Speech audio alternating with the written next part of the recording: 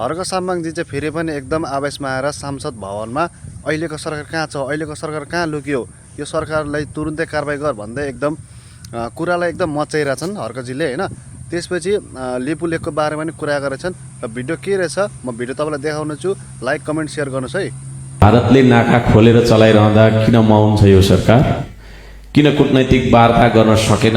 हस्ताक्षर बिनाको कूटनैतिक चिलकेटो नोटको भरमा किन चुप्पी साँधेर लुकेर बसेको छ यो सरकार?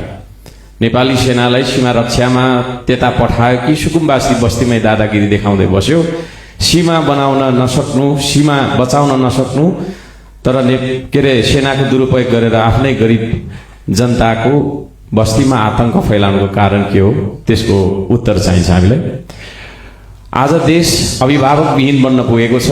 हजारौं लाखौं गरिब सुकुम्बासीहरूलाई बेघर बनाएर रुवाउने, आत्महत्या गर्न बाध्य बनाउने सरकार असफल भइसकेको हामीलाई महसुस भएको छ। संविधानको धारा 16 को 1 सम्मानजनक बाँच्ने अधिकार, संविधानको धारा 37 को 1 आवासको अधिकार मौलिक हक उल्लङ्घन गरेको छ यो सरकारले।